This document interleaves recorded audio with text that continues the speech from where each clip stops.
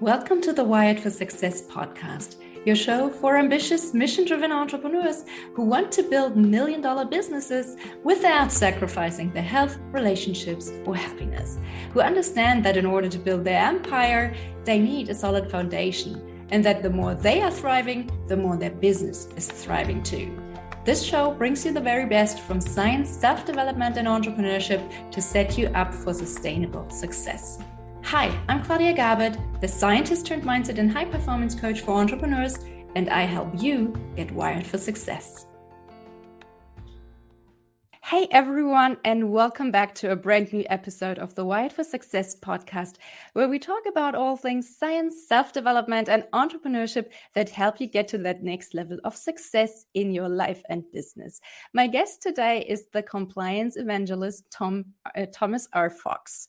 Tom is literally the guy who wrote the book on compliance with the international compliance bestseller, The Compliance Handbook, the third edition, which was released in May 2022.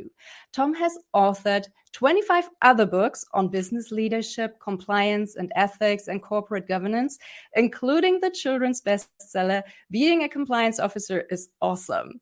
Tom leads the social media discussion on compliance with his award-winning blog. He has founded the award-winning Compliance Podcast Network, and he hosts or produces multiple award-winning podcasts. So you can think of him as the voice of compliance. So welcome, Tom, and thank you so much for being on my show today. Thank you, Claudia. I think that was the best introduction I've ever been given. Oh, I'm glad to hear that. Well, Tom, I always like to start our conversation or my conversations with a little bit of background to help people understand where you're coming from. So would you like to share a little bit about your background and your entrepreneurial journey so far? Sure. So I am a lawyer by professional training and academic training. And I was a lawyer for about 30 years, I guess. And I was a general counsel at a large corporation in America, and the company was sold and my job went away. So I decided what I really wanted to do with my life was race bicycles. I was 50. I could race in the senior division. I love competition. I love riding bikes, or I did, and had great fun until one day on a training ride, I was hit by a Hummer, and that ended my cycling career. And so after a few months of convalescence, and I got the strength to get on my walker and toddle into my office at home, I realized I was going to have to go back to work. So this was 2010. And in my last corporate position, I had learned about the legal and regulatory compliance and how do you create a compliance program inside a corporation. So I decided that's what I wanted to focus on. I really enjoyed that work. So it's January 2010. I have no income because I have no job. All I have on my hands is time, because when I was racing, I was training 6 hours a day. So at that point, I knew nothing about social media.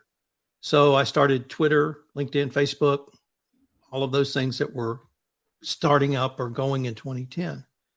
And in 6 months, I had built a worldwide consulting practice literally out of my house, because the only time I could leave my house was to go to physical therapy. So I couldn't go meet a client. I couldn't go to a conference. I couldn't go to dinner, couldn't go have a drink, couldn't go give a talk, couldn't do anything. And what I learned from that experience was the power of social media. And about 5 months into that journey, someone emailed me from London and said, "Tell me about all your clients in Houston." I, at that time, lived in Houston, Texas. And I thought about it a minute and I said, I don't have any clients in Houston. They're all across the world. And so literally my entrepreneurial journey started because of a bike wreck, because of not being able to do all of the things lawyers do or did at that time to generate business or attract clients. And what I learned from that experience was two things. One, I had always known, which is when the universe closes one door, it opens another door. Mm-hmm. But the thing that I learned specifically was you have to have the courage to walk through that door. Yeah. And that's the part I was missing. because I'd seen a lot of open doors in my life, lots of opportunities, but I'd never had the courage to walk through them and do something completely different. And so part of that social media journey was blogging. Part of it was writing articles for LinkedIn and that type of social media content marketing. And that led to a natural extension of that was podcasting. So I started podcasting in 2012. In 2017, I got the bright idea that I would create a podcast network, and that network would be for compliance professionals, hence the Compliance Podcast Network. We're about to have a lot of dogs, so sorry, but there's some deadly walkers down my street that might attack me. And so I started this network, and I went around to all the trade organizations in the compliance world and said, let's start this network. We'll pool our resources. We'll be one-stop shop for information and education for compliance professionals from the podcast format. And I could get no interest. So I just said, okay, I'll do it myself. So I did it for a couple of years. And in 2019, I decided I either needed to fully commit to this or permanently make it a hobby status. So in 2019, I quit practicing law and I fully committed to the podcast network. So I bought all the cool toys, built out this huge network. At the end of the year, I made about $10,000. So I thought, well, that was nice experiment. Looks like I'll have to go back to doing traditional legal work. So I did and moved the podcast network to hobby status. Then around March 15, at least in the United States, they shut the country down for COVID. So couldn't go anywhere, couldn't do all of the travel that I'd been traditionally doing. And in the compliance world, almost all marketing was done at trade shows, conferences, in-person events such as breakfast roundtables or dinner presentations, things like that. And that was unavailable to everyone. And so 2 months after the country was shut down, I started getting calls from every product provider in compliance. And it was the same question: how long to have access to your network? Because by this time I had 30,000 followers. I had the largest social media presence in compliance. And because of the work I'd done in 2019, my answer was 24 hours. It was literally just a drop and drag or plug and play for me to set them up in my network. And so my little podcast network exploded, and I went from about 20 shows to 60 shows in 1 year. Wow. So from that experience, I learned, and believe me, when you talked about the ups and downs, I can remember in 2019 just being very down because nobody was buying what I was selling. In 2020, everybody was buying what I was selling. My world exploded, and I went from about 1.8 million downloads to 2.5 million downloads in 1 year. And since that time, what I've done is consolidate the growth I had to make it a sustainable business. And I've founded 2 other podcast networks. And although I still am a lawyer, I don't practice law, I podcast, which is how we met. So the thing I learned from the podcast network experience is when preparation meets opportunity, luck occurs. I would like to tell you how I thought of that, but unfortunately it comes from the Roman philosopher Seneca. So it was true in, AD 30. It's true in 2023. It's still true. Yeah. Thank you so much for sharing that story. You definitely had a lot of ups and downs, and I know what that's like. I think most entrepreneurs, if not all entrepreneurs, are familiar with this roller coaster and with facing uncertainty, and you never know what's going to happen. And as you said, one day nobody's interested, and you just have to have the confidence and the courage to keep going in some form or way or shape. And eventually you might have that opportunity that you were looking for, and everything just falls into place. Yes. I remember in 2019, I was at a podcast conference, and I was going to try to sell not sell my network, but sell marketing and advertising on my network. I went around to all the sponsors, and not one company was interested. And I was so discouraged. And a friend of mine came over and put his arm around me. He calls me Tommy. He says, Tommy, you just hang in there. That people are going to come to you. And he was right. And sometimes, a word like that from someone who's a mentor or older than you or more experienced than you, just putting their arm around your shoulder and say, it's not only is it just going to be okay? Do you just keep doing what you're doing and somebody's going to notice? And he was right. Yeah, just put out the good work and people will eventually find you and acknowledge and appreciate what you do. Now, you call yourself the Compliance Evangelist, which suggests to me that this is a topic that is very close to your heart. So I'm curious to learn more about it. But maybe we should start with the very basics, just to make sure that everyone is on the same page. So I'm going to ask a dumb question. What is compliance? And can you share a brief definition? Sure. Compliance, generally defined, is complying or following a set of laws or regulations.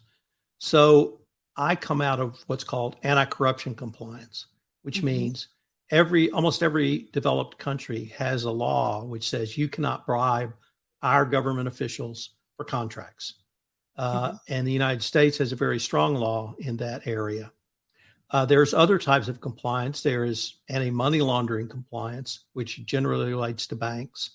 There's export control compliance, and that generally relates to sanctioned countries. Right now, Russia is at the top of the list because of their invasion of Ukraine. The reason I call myself the compliance evangelist is in ancient Greek, the evangelist was the bringer of good news. And so I see compliance as the good news for two reasons. Number one, there's $3 trillion annually lost to the world's economy from bribery and corruption alone. Really? There's $2 trillion lost from money laundering alone. So that's $5 trillion that could be used, to help improve the health of the world, the climate, economies of third world or other countries. And that money's lost. And so I believe, and my role is to help corporations in this fight against corruption. Everyone has a role. Governments have a role. Prosecutors have a role. Press has a role. But I try to focus on the corporate world because that's what I came out of professionally, the corporate world in America. So I try to help people build compliance programs. I talk about compliance programs, but I'm truly passionate about that. And so that's number one. Number two, compliance is actually just a business process. And it's a business process that makes companies run more efficiently. So effective compliance equates to more efficient business process, equates to greater profitability. So if you want to look at it from capitalism or profit only, I still think compliance is the good news. And I don't care what your motives are. I don't care if you want to save the world, and I don't care if you want to make more money. If you do compliance, you are moving the ball forward. So that's why I call myself the compliance evangelist. Right. So it's a win-win situation if everyone just follows the rules. Right. So maybe we can go a little deeper into the general importance of compliance that you already outlined and why it is so important to you personally. Maybe you can share one or two personal experiences just to illustrate the importance of compliance that led you to become so, can I say, obsessed with the topic, or just that led you to become the compliance evangelist? It was really more of an evolution than one or two events. As a lawyer, I didn't feel like I was helping move society forward. Before I went into the corporate world, I was a trial lawyer, so I tried cases. And when I moved into the corporate world, I was exactly that, in the corporate world, doing contracts, business transactions, and other types of legal matters. And intellectually, it was very interesting, and I enjoyed that, but I never felt a real passion for it. And when I sort of stumbled upon compliance as a part of the corporate work, I actually found something that I could be passionate about because of the reasons I said. There's this huge international fight that I can be a part of. And every day, whether I'm talking to you, evangelizing, whether I'm writing a blog, whether I'm doing legal work for a client, whether I'm speaking, sort of every day in every way, I'm moving the ball forward. It may be an inch, maybe a meter, maybe a millimeter, but feel like I'm moving that ball forward, and I get to help in this fight against this international scourge of bribery and corruption. Yeah, that's great. And it's so important to find something that you're really passionate about, because that way you can keep your motivation going, right? If you do something that you just feel like, about, then you will have those days when you feel like, oh, maybe it's not worth it in the end. Maybe I can't be bothered. But if you're really passionate about it and you feel like you can actually move the needle, as you said, then I think that's amazing when you found the topic that you're truly passionate about. And I think it also draws in the right people who want to work with you and who appreciate what you do. Because when you share with enthusiasm, people feel your energy. And that really ties into another thing I've learned about entrepreneurship, which is do whatever you're passionate about. If you're passionate about flowers, do a podcast on flowers, or do something to allow people to see and share in your own passion. And if you have that passion, that's what will attract people. Yes, I'm a technical expert and I can spout law all day long, and that would be of interest to a very small community of lawyers. But what I think interests my listeners is my passion. And I can have passion around the topic of compliance. So here's some of my podcasts: Star Trek and Compliance, Star Wars and Compliance, Shakespeare and Compliance, Sherlock Holmes and Compliance, Great Women in Compliance, Daily Compliance, Weekly Compliance, Monthly Compliance, Sports and Compliance, Compliance Roundtables, Compliance Into the Weeds, GDPR and Compliance, Everything Compliance. That's just the ones I can think of at the top of my head. And that passion allows me to get to talk about things that I love: Shakespeare, Star Wars, Star Trek, Sherlock Holmes, and put a compliance spin on it and give people a way to think about what is really a pretty dry topic in a new and different way. And it's almost, you hit it right on the head when we started. It's just doing the right thing. And it's giving people the tools sometimes, and policies and procedures, but sometimes just the courage to do the right thing. And that's really when it all comes down to one or two words: do the right thing. Mm-hmm. Yeah, easier said than done. Sometimes. Do you think people in general just don't take this topic seriously enough? Like, from your experience, are there any common misconceptions or biases around compliance that just drive you nuts? Well, they don't drive me nuts because, unfortunately, they're true. And 15 years ago, when I started in this field, compliance was a field for lawyers, by lawyers, to lawyers. And compliance was seen as Dr. No from the land of no. And if you went to compliance, you got one word in response: no, you can't do that. And so that was the early impression that most people had of compliance. And myself and others have really worked very hard to try to change that, to show that. And that was one of the reasons I developed the attitude that compliance is properly seen as not legal, but a business process.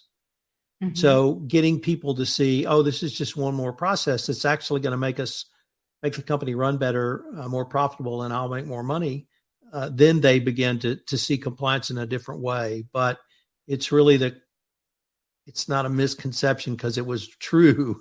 Compliance was the land of no. And for the last 15 years, we've been trying to change that perception. Yeah, that makes sense.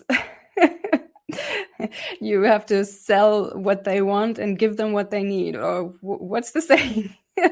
So they want profitability and you give them compliance. Or my wife's a developer, and she says it's always about the user experience. So what's the user experience? If the user experience is bad, guess what? They won't use it. But if the user experience is positive, then they'll consider using it again. So, or at least come to you with questions. And that's really all you can ask for. Yeah, that's right. Now that we know why it's so important, let's talk about the consequences of non-compliance. So what are some common consequences of just not taking this topic seriously? So on a worldwide basis, there are fines and penalties that are in the billions of dollars. In 2023, we've already had one $200 million fine against the Swedish telecom Ericsson. And I think December or November 2022, the Danish bank Danske Bank was fined over $2 billion for anti-money laundering. I mean, I can go down a list of companies and fines, but they're huge. And it could be a bank, it could be a company, it could be a shipping company, it could be an energy company. It really doesn't matter. But equally damaging is the reputational damage to the company, because the stock price always goes down. And all of the laws across the world are criminal laws. So there is potential criminal sanction where, go to jail time. And here in the United States, it was just a criminal trial where an individual was convicted for 15 years, or sentenced rather to 15 years, for a scandal involving Malaysia and 1MDB that happened 5 years ago. So legal consequences are severe. Financial consequences can be severe.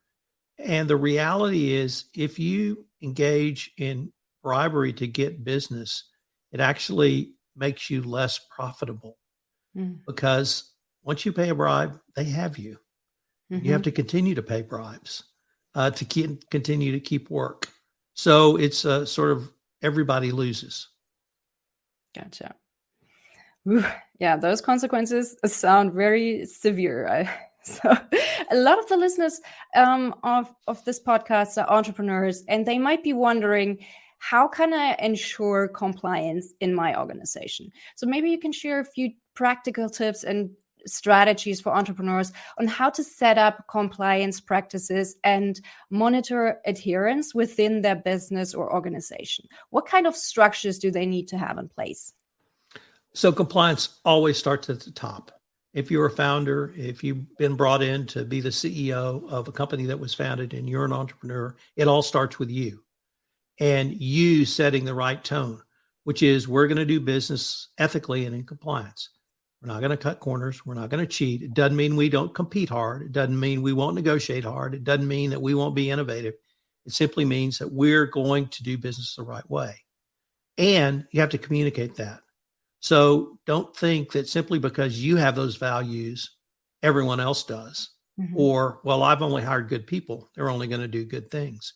You have to communicate those values, and you have to give people a way. You have to create an environment of trust where people will speak up. It's called a speak up culture. But a speak up culture is not about having an anonymous hotline. It's about trust, that I trust you. If I say something, you're not going to fire me, or you're not going to discriminate against me. So it's having a culture of trust. It's communicating that culture. Yes, there are some policies and procedures you should put in place. But here's the thing, and here's why I might change your question. Tom, how would you suggest a company set up their financial controls if they're a startup? Because compliance are financial controls. And the same controls you put in place, and once again, in the United States, it's called GAAP. There's ISFR in Europe and outside the United States. These are bodies that specify financial controls. And if you're a business, the sooner you put in financial controls, the stronger your company will be, number one. Number two, the more attractive you will be for either investment or purchase, if that's one of your goals. And number three, you'll always know where your money is. If you're under pressure now because the economy is not strong in your country, you can look and find out and make course corrections, wherever that might be. But it all revolves around having those controls in place. So I tell startups, entrepreneurs, as soon as you can do so, put financial controls in place. Everyone knows what they are. They're no secret sauce. You don't have to go to Hogwarts Academy to learn them. You can hire very good people who can put those in place. But if you have good financial controls, That's what compliance is. And you can build out a compliance program much more easily if you have the infrastructure in place. Sort of similar to my experience, because of the work I'd done in 2019, I had this huge infrastructure. So when companies started coming to me saying, how do I get access to your network? I'm like, send me your embed code and your show notes, and I'll have it up tomorrow, that sort of thing. So it's having that structure in place that allows you to build when you do scale up. Okay, so you need your own mission, kind of like a mission statement for your company, and you need to have the framework and those structures in place, correct? I think actually you should come talk to my audience because you understand it and articulate it as well as anyone I've ever heard. Thank you so much. Now, can you tell us a little more about your compliance podcast network that you have created? What is the main goal and how can people utilize it?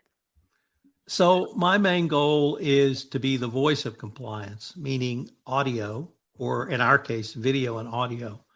And I want to try to communicate my passion around compliance with my audience. And that's why I named all of those shows. So I'm a huge Star Trek fan, so I'll pick on that. Mm-hmm. I don't know how much you know about Star Trek, but there's several series. It started with Star Trek, the original series. Well, I did a full 80-episode podcast series called Trekking Through Compliance, where I sat down and watched every episode. I did a summary of each episode, and then I gave 3 key compliance or leadership takeaways, all in 8 minutes. And I have an introductory episode. There are 79 episodes, so I did an intro. I started that in 2017. I run it every summer starting June 1. In 2022, my numbers were higher than the first year I ran it. So number one, there's a lot of Star Trek fans out there. Number two, as my wife said, it's really just an excuse to watch every episode of the original series. And then 3, talk about something I love, which is Star Trek and compliance. So what I try to do is look at compliance in different ways. And because of the passion I have around compliance and there's some of these other areas that people are interested just because I'm so passionate about it. And they go, oh, I never thought of that. So it's really ties into doing, or in the case of podcasting, talking about your passion, talking to some of the top people in your field about your passion. And that's what people want to hear. People want to see, what we're doing and what our experience is, because they can relate to themselves and perhaps use some of it. Right. So it's infotainment. Is that what you would call it? It's information. I really hadn't thought of that.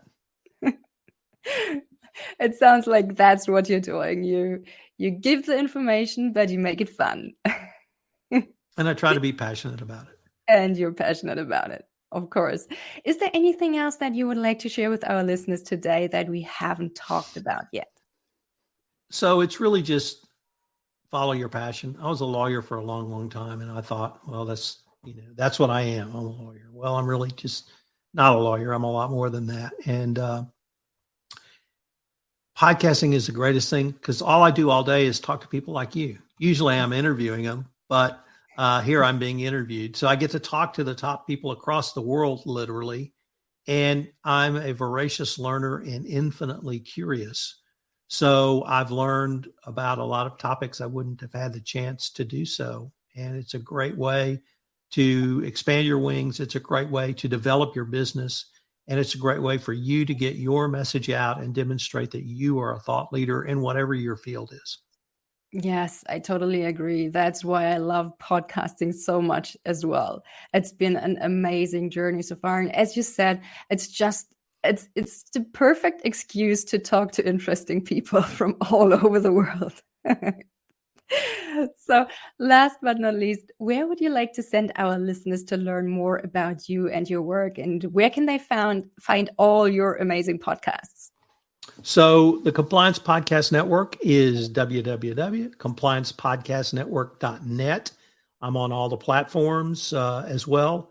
If you go to my website, you'll see all the shows. If you want to talk to me, you can reach me via email at tfox@tfoxlaw.com.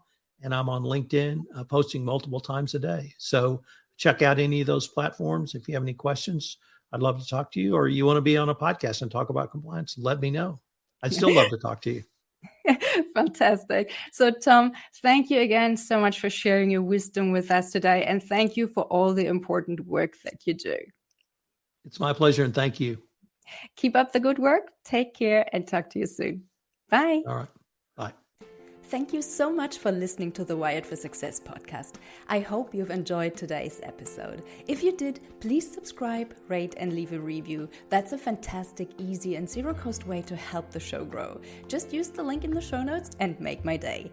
If you'd like to take it one step further, you can now join my inner circle and become an official supporter of the Wired for Success podcast. Supporting the show is super simple and will only take about 30 seconds. Basically, it works like any other paid subscription. All you have to do is to go to glow.fm/wiredforsuccesspodcast, pay $5 per month or as much or as little as you like, and choose the link of the podcast player you want to use. You can listen anywhere in any app. So for less than the price of 1 to 2 fancy coffees per month, you can really make a difference and help me keep this show awesome. For more tips and info, check out my website at wiredforsuccess.solutions. Thanks a ton and talk to you soon.